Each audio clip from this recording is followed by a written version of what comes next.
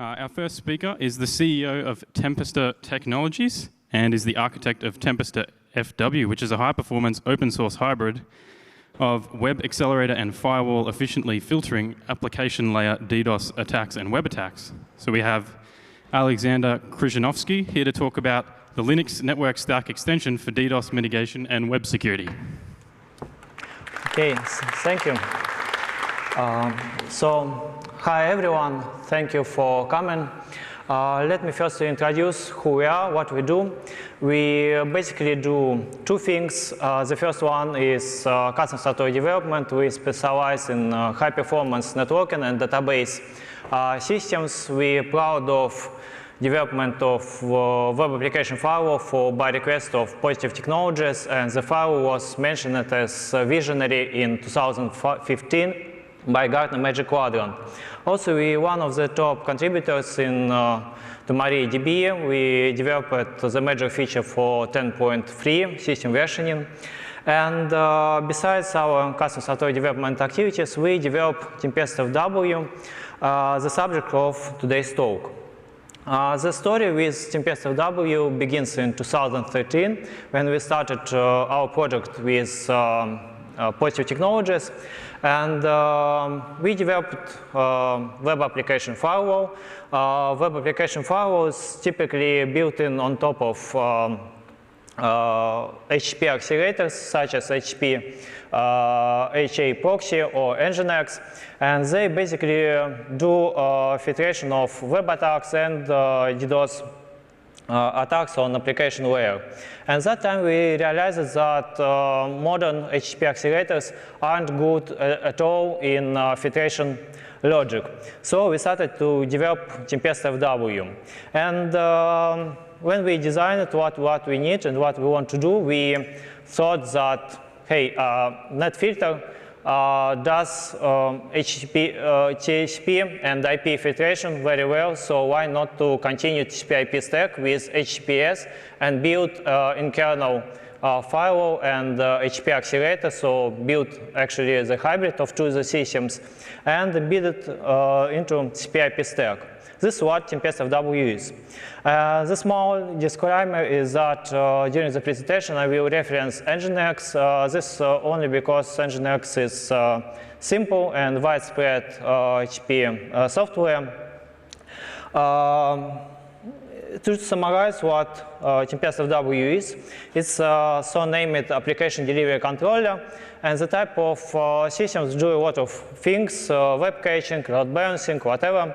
However, in the presentation I will concentrate on web application security, DDoS mitigation, and TLS. Speaking about web security, there are specific applications, web application firewalls, specific applications which do filtration of web attacks. Typically, the problem with the application is that they are quite slow. The problem is that if you need to accurately filter web attacks, you need to accurately process XML DOM, HTML DOM, run hundreds or even 1,000 regular expressions, do some machine learning and so on. All in all, the logic is quite heavy and slow. So typically, if you purchase, for example, Cloudflare service to pass gigabit of traffic through web application security scanners, the guys just run a lot of instances of their web application firewall and use something like Tempesta FW to filter pre-filter attacks and distribute this traffic. So a typical scenario for Tempesta FW is to install it in front of advanced web application firewalls, and the firewalls can offload filtration rules to Tempesta FW. Tempesta FW can remove DDoS attacks, some simple web attacks, and so on. Let's have a look what's wrong with HTTP and proxies and why we move it to our own product and why we was happy with standard HTTP servers. So there are typical problems: data copy, system calls, bad HTTP processing, slow network I/O, bad TLS, and bad web cache.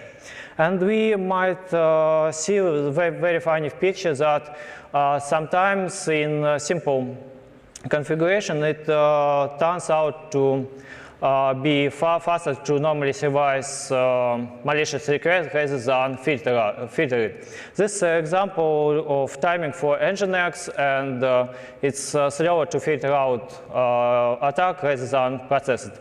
The problem is in additional limiting model which Nginx must use for filtration, and typically people use fail to ban to block DDoS attacks. Actually, the tool is good to block some, password cracker, for example, on your SSHD, but absolutely not good for DDoS attack, because DDoS attack is about large volume of traffic. You need to process a lot of text data and so on. It's not fast enough, and some integration of firewall and HTTP accelerator is required.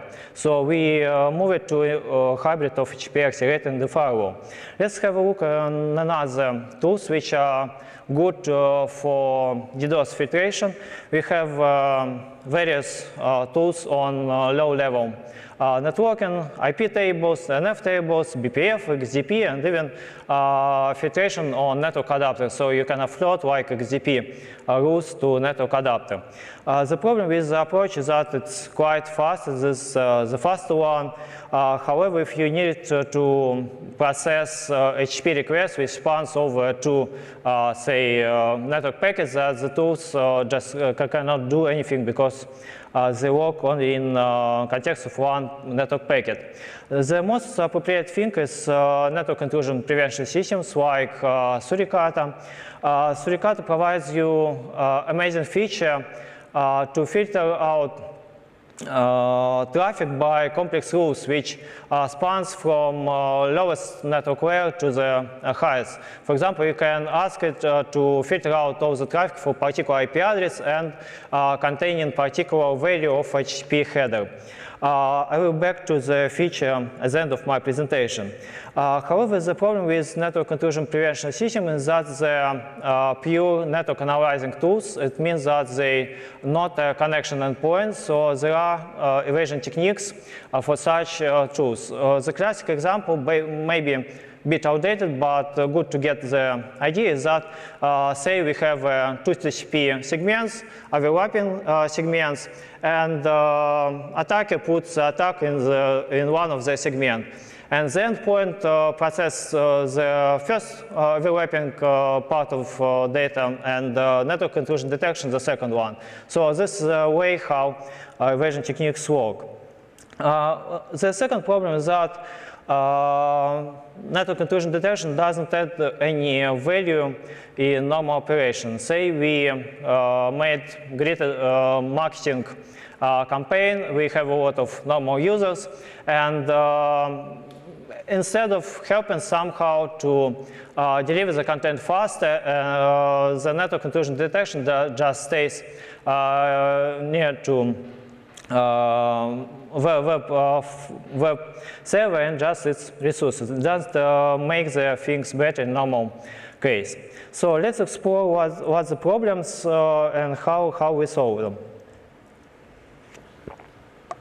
The first one is let's observe perf profile for Nginx under simple DDoS flood.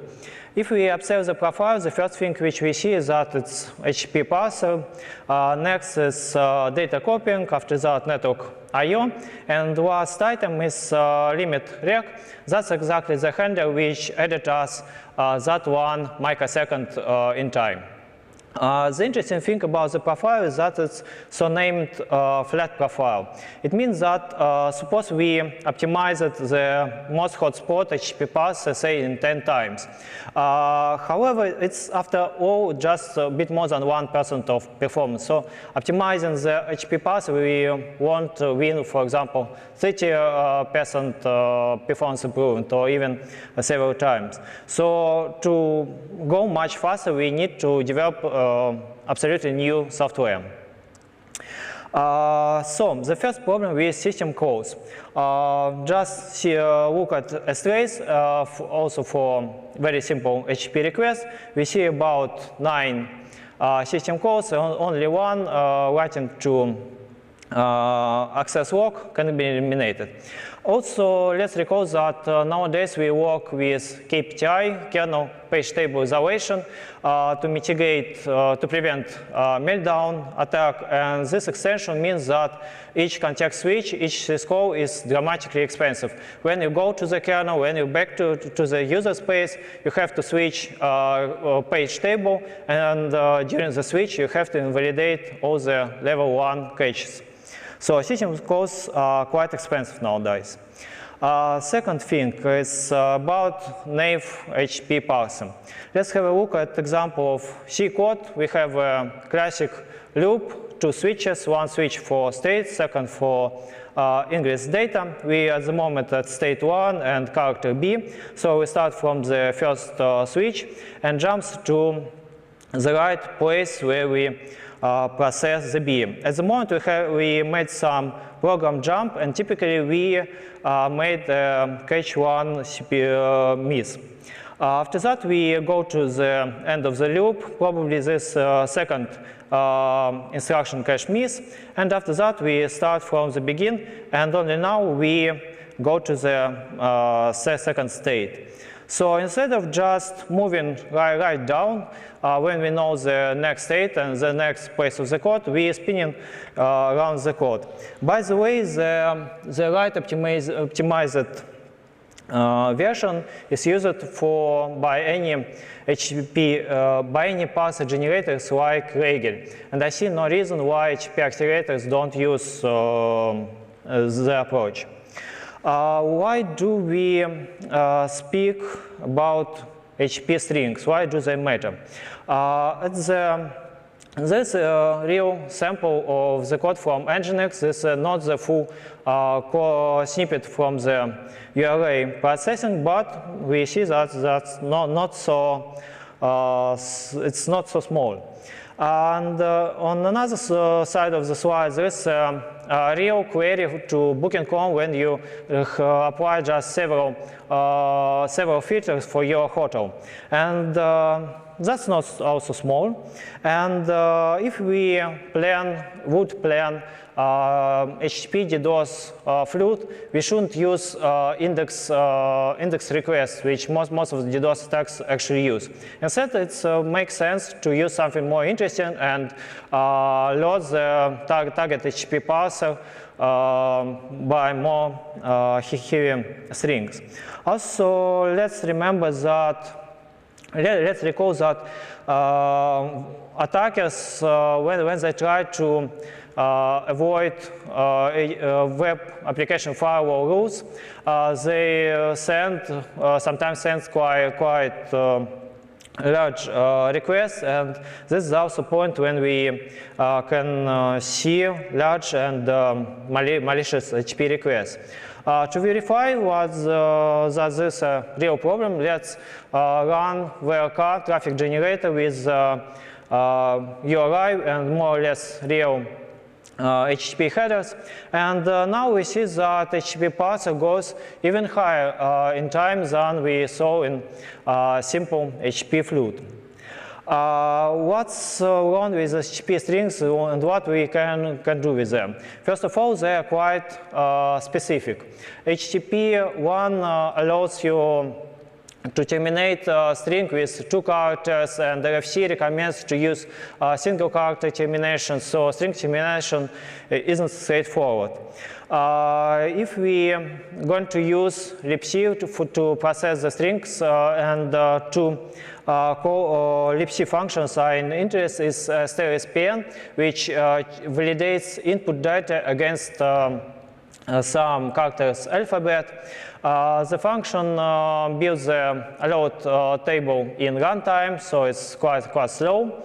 And stereo KCMP actually we don't need to convert cases of both the strings in most of the cases, and only one is enough.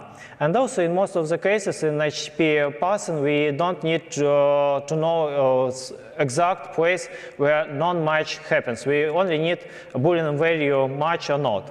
And if we try to rewrite the function in switch-driven state machine, we absolutely get much slower code. String processing is quite sophisticated and big topic. This reference to my last talk in Scale conference about the HTTP strings processing, and two relatively big blog posts. We used specific algorithm designed for AVX to CPU extension to be fast in this specific HTTP strings. And in general, in average, we faster than Nginx up to 1.8 times. But in corner cases, when we experience enormously large HTTP headers, we can go 3 or 6 times faster than Nginx. Not only about the speed, but also the algorithms with the custom alphabets allow you to allow you to configure which characters are allowed in particular HTTP paths and which aren't. There are 3 examples of web attacks in URI, in user agent, and the last one, I guess, in URI as well. All the attacks use specific characters which are uncommon in normal applications. So if your application don't need to full alphabet allowed by RFC, you can specify which exactly characters you need. That makes life of an attacker much harder, and we are still much faster than HTTP accelerators which don't validate input at all. The fourth problem is slow network I/O. Consider 3 pipe packets arriving to network adapter. The packets are scattered by software queue context among socket. At the moment, we have 2 CPUs, 2 user-level processors. So kernel puts the packets into socket queues and wakes up a process. Process starts to read from the socket and do the application logic. And at the moment, we realize that if the process is web server, then it must run the heavy HTTP processing. It must access HTTP cache, web cache. And all we know, when it comes to read from the second socket, the data isn't in CPU cache at all. So it means that HTTP server works always with cold caches. In Tempesta, we work in software queue context and always with hot data, which is hot in cache. The next thing, if we consider how the things happen in HTTP proxy, then we typically see 3 data copies. The first one is we copy data from the kernel to user space. Next, we need to make some transformation of HTTP request. This second copy, and after that, we copy it back to the kernel for transmission. And moreover, since 2 sockets are involved, typically sockets processed in different CPU cores. So now we have locking in the kernel in user space to work with data concurrently. In Tempesta, we introduced fast inter-CPU transport. So if packet arrives from client, we process HTTP right in the software queue with hot data in local CPU. And next, when we schedule the packet to another socket, we find the right ring buffer, lock-free ring buffer for work queue on remote CPU and put the job for remote CPU. And remote CPU is responsible for data transmission. So basically, we don't introduce any locking at all on CPUs, and we minimize access to socket data structures, TCP control block, and socket descriptors on different CPUs.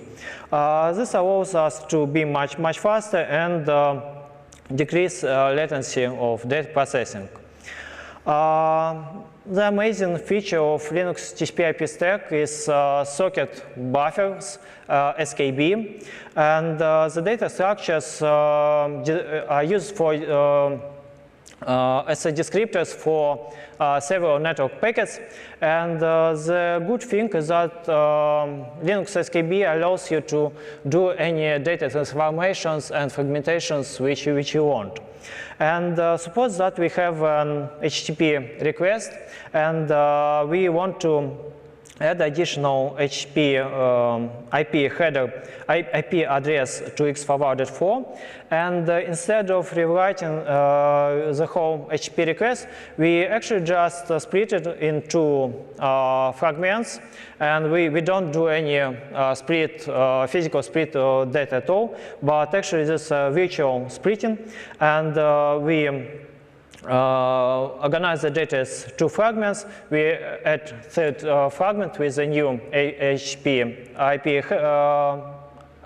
IP, and we just link the fragments in frags data structure. And now when the fragmented data comes to network adapters, it will care about the proper arranging of the data. The fifth problem is about TLS. The first problem is copying. So if we use non-encrypted data transfers, then we can use just a send file to send HTTP content to a client. Now if we use TLS, we have to copy data to user space, encrypt it to another buffer, and after that copy back to the kernel. Again, we have two data copies, and the thing's not fast at all. So Facebook introduced KTLS, and KTLS eliminates the data copying. So you can call just send file once and send file, and kernel cares about data encryption. However, KTLS is just what I just said. It's just an adoption of for system calls. It don't care about TCP transmission queue, about and well, this also problems that TLS, when you encrypt data, you need to actually copy it, because encrypted data is a bit larger than original, and we have copies. Unfortunately, kernel in most of the code cannot use single instruction multiple data extensions, and memcpy, memset are quite naive C code in the Linux kernel. So the copies are quite slow. If we consider this, we come to second and third problem with TLS, and let's consider how OpenSSL profile on handshakes. The profile is for elliptic curves, the fastest encryption available nowadays. And we see the two key points in the profile. The first one is that first point and third are essentially mathematic. Basically, the crypto mathematics is well optimized, and this is the point where we can't actually do anything. The second thing is that there are plenty of red calls about data copies, memory management, and so on. And if we eliminate all the memory calls, we can get be much faster. The design of Tempesta TLS is described in my NetDev talk. There are several opportunities to mitigate TLS handshakes. First, of course, introduce rate limits specifically for TLS handshakes and reduce this. And also, it's always good to be much faster in normal operation. Actually, I just said about memset and memCPI problems, and actually we can do something about the crypto mathematic. Crypto handshake even for elliptic curves, small elliptic curves, involves about 2 system pages for mathematics. So it means that if you run just 8 TLS handshakes in parallel, you fully utilize your level 1 data cache.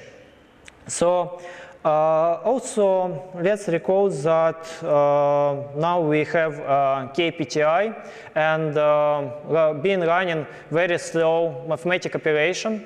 There are good changes to be scheduled, and when then context switch happens, and now level 1 cache evicted, page table evicted, we have no TLB, we have no level 1 data caches, and of course when we back to the CPU in our current mathematic processing, we find our data used for very crucial mathematical operation out of the cache. So of course, while we cannot improve mathematical algorithms, we can improve how it works with CPU caches. Also, in context switch, we have to save and restore FPU state. This FPU state is the state responsible for vector instructions of the processor. And last problem with TLS is an awareness about network I/O. Typical TLS record is of size 16 kilobytes, and if we compare it with typical MTU in the internet, which is 1.5 kilobytes, then we see that it's about 11 MTUs in one TLS record. And if at the moment TCP congestion window or receive window are smaller than 16 kilobytes, then we need several round trips to fully deliver TLS record to the peer. And the problem with this situation is that the peer can start decryption of TLS record only when it fully receives this. This is because TLS record uses crypto trailer, which consists of authentication data, checksuming, and so on. To mitigate the problem, typically all the available HTTP proxies use specific extensions to dynamically change TLS record size. However, all the solutions actually don't know what's happened on TCP layer, so they can just do some good logic for proper TLS record. For example, we start from 1 kilobyte TLS record and we double the size each time. Being embedded into TCP IP stack, Tempesta FW is fully aware about current TCP windows, so we can form and create TLS record of optimal size. To improve situation with memory copies and allocations, we introduced memory pools just for fast memory allocations and memory profiles. Memory profile is actually image of all big integers required to perform particular type of TLS handshake. Instead of allocate tens of big integers, initialize them, we just keep the image and copy the image in using vector instructions, which is quite fast. There's a couple of words about our TLS implementation. We started from forking from Mbed TLS. It's quite slow library, and we're still in progress in mathematic optimizations in the library. Well, we came to the last problem with HP accelerator. This is about web cache. Typically, HP accelerators use file system, and file system isn't the fastest thing to quickly find data and quickly send them. And as far as I know, Apache Traffic Server is only the proxy which uses database for web cache. This approach is much faster than traditional file system caches.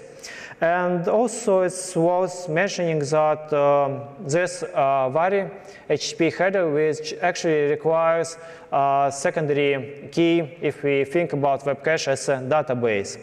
So Tempesta also introduces Tempesta database. It's a lightweight in-memory database built on top of our own cache-conscious data structure.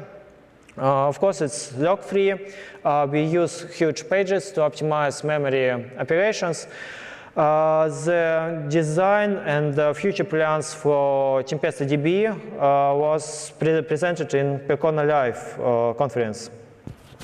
So let's summarize what we have in Tempesta FW and how it's different from other HTTP accelerators. First, it's alternative to user space TCP IP stacks. Actually, HTTP accelerators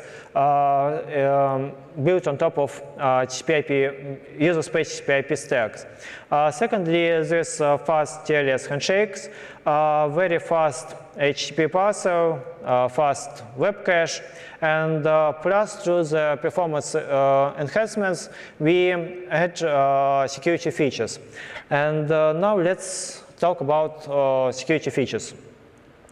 The first one is sticky cookies. This is the most straightforward and simple technique. Unfortunately, modern DDoS botnets are able to solve them, and even Mirai, very stupid botnet, is able to solve the challenge. However, the challenge is very useful for another mechanisms, and let's have a look closer on it. The mechanism works as when we receive request from a client, we generate a cookie for it based on timestamp, data about the client, and our secret, and send the redirect to the client. And the client on following request must set the cookie which we verify. So the challenge is in setting cookies. More sophisticated and more advanced technique to stop DDoS bot is JavaScript challenge. The thing about our challenge is that it's not only about execution JavaScript, because well, we can build DDoS bots able to execute JavaScript code. That's not a big deal after all. However, it requires to attacker slow down, so it's efficiently mitigate DDoS attack regardless whether the bot's able to solve challenges or not. So, in the first step, we set cookie and send redirect with JavaScript to a client. And client starts to execute JavaScript code. JavaScript code basically only waits for particular timeout and retry request. And the core thing is in timeout. We send more or less random timeouts in particular range. And if a client requests us second time earlier than the allowed time range or after the time range, then we block the client. However, if it's normally executed JavaScript code and the timeout in JavaScript code actually works, then client sends second request accurately in allowed time frame. We just have to allow some more or less large time frame to cope with network delays and so on. There's no opportunity to rather than just slow down the DDoS attack. Of course, as other HTTP accelerators, we implement rich set of various rate limits. We constantly increase the number of rate limits. For example, there's still no TLS rate limits, but actually we do support them. The slide is a bit outdated. For example, there's request rate limit, connection rate limit, there's a rate limit for error response from backend server. This is very useful when we cope with password crackers. There are also time limits and chunks limits to fight against slow HTTP type of attacks. For web security, we support several limitation logic to require host header, content type header, limit HTTP size of various HTTP fields. We carefully count and match HTTP requests with HTTP responses so we can catch HTTP response splitting early. Various injections like XSS, SQL injections can be catched using our extension for allowed character sets, which I mentioned in HTTP strings processing. Also, there's still to do to decode various character sets like UTF or URL encoding before validation of input. There's also a unique feature for Tempesta FW is this what Suricat is able to do is multi-layer filtration logic.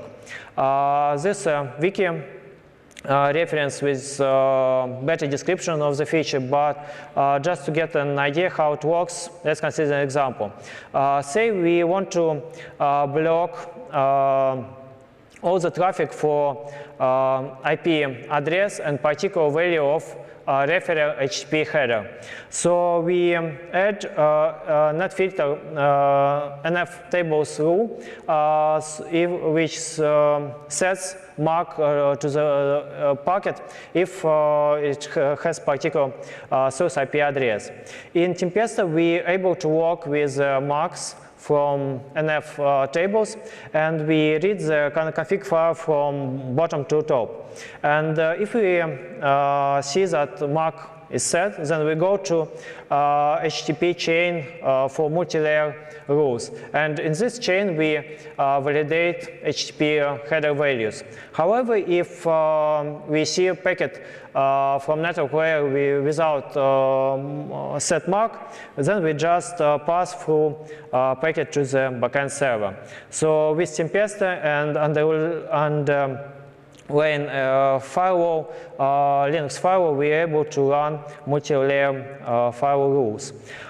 This performance data from our wiki, and if we compare Tempesta FW with Nginx on the same hardware, we typically 3 times faster. And the point is that in very cheap Intel hardware with only 4 CPU cores, we are able to achieve 1.8 million requests per second. And if you compare it with common HTTP fluid DDoS attacks, then this number is much larger. So typically you can survive simple HTTP DDoS attacks just from the cache. If you compare performance of Tempesta FW with DPDK-based CR test kernel bypass approach, then we see that for 4 CPU cores, we reach very similar performance. However, that's not only about performance, but also about the infrastructure. As we just saw for HTTP tables in Tempesta is able to work with underlying Linux firewall. So you have a rich Linux firewall for HTTP traffic. If you use DPDK or netmap, whatever, the Linux firewall is unable to work with traffic. In Tempesta you can use eBPF, nftables, whatever you want, or TCP dump for traffic analyzing, and that's just fine. With recent Intel vulnerabilities,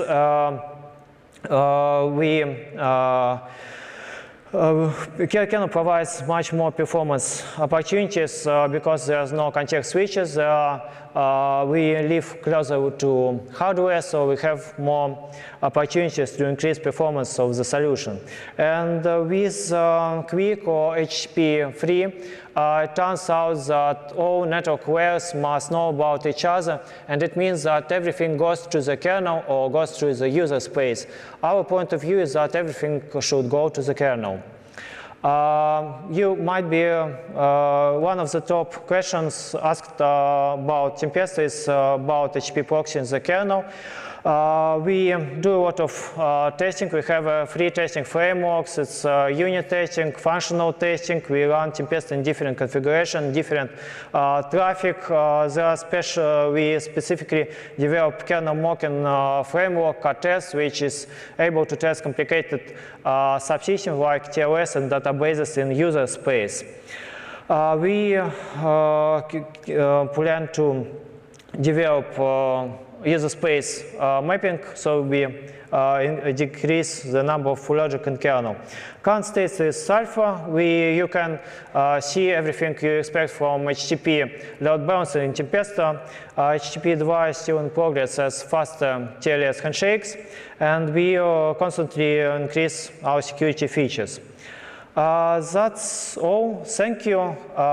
Please visit us on GitHub. We'll be happy to your requests, feature requests, stars, whatever. There are my contacts on LinkedIn, Twitter, email. And if you need some help with high performance database or network, we're always happy to help. That's all. Thank you.